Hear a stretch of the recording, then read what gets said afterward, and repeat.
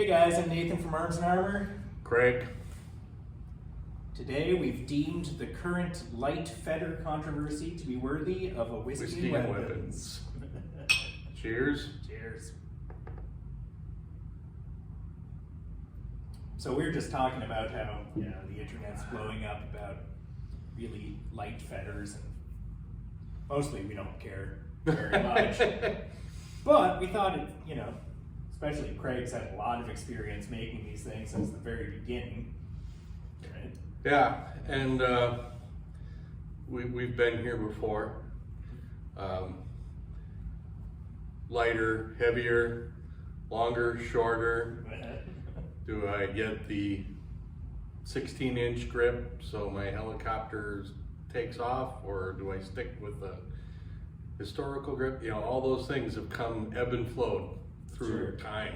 Yeah. Not only in historical, but also when we look at Western martial arts and its practice from when we are kind of just coming into the modern period of it to today. Mm-hmm. Yeah, and one of the historical things is that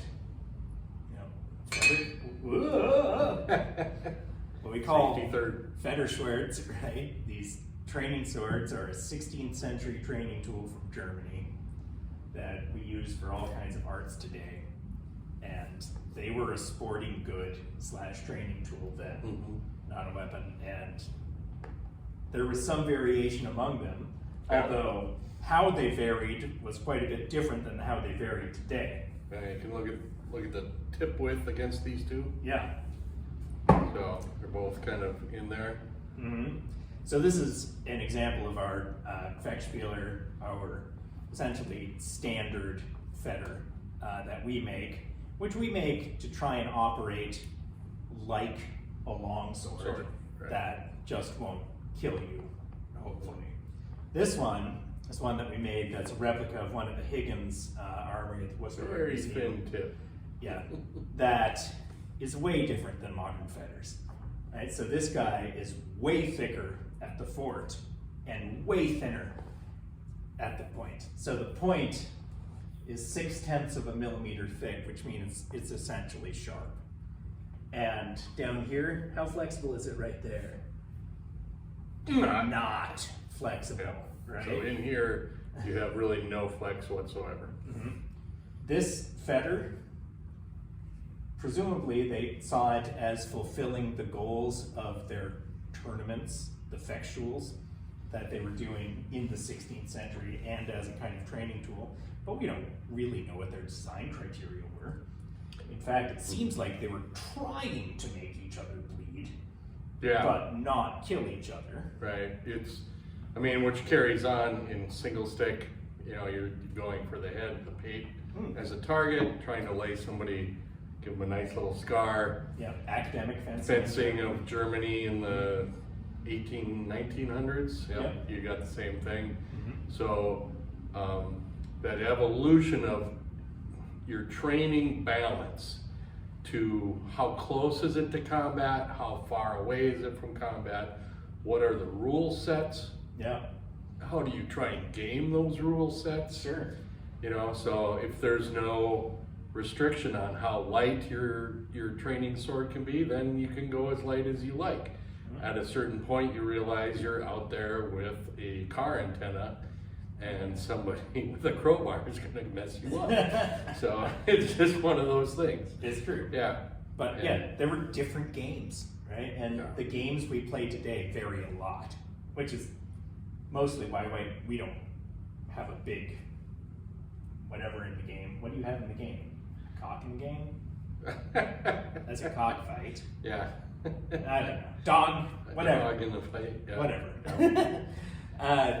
About this because, frankly, we mostly make custom swords that are the way individuals want them. Sometimes they want them light, sometimes they want them heavy, sometimes they want them flexy, just out here, sometimes they want them flexy down here.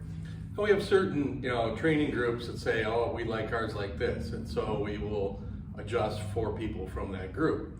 Other times, you have people that are doing armored combat quite a bit. Sure. And they prefer a stiffer one, so when they half sword, they can use that leverage to get into an opening underneath a shoulder or inside an elbow and give the guy a real good heave. Sure. And if you've got something that's super flexy on the tip, that's going to be more difficult to do because the sword's just going to want to bend. Yeah. So we have made very stiff fetters for different groups who are doing armored combat. Mm-hmm. And it's, you know, that same thing then again, what are your parameters? What are your objectives? What's the rule set? Yep. You know, how strict is the rule set? All those kind of things. And you see the same thing happening in the historic period.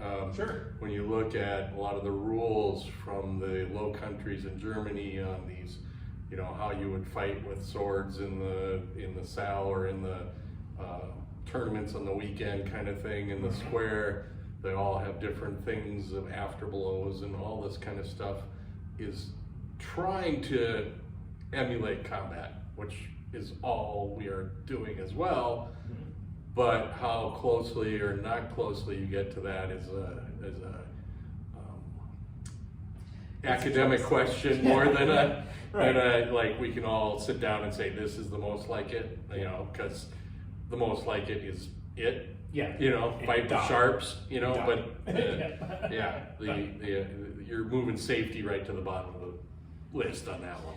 You can have a really authentic sword fight once. Yeah.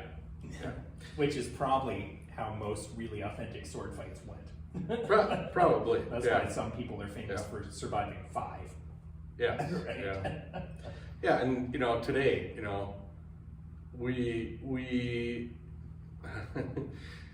most people that have been in it as long as I have probably broke their finger doing it, and I've done that multiple times actually.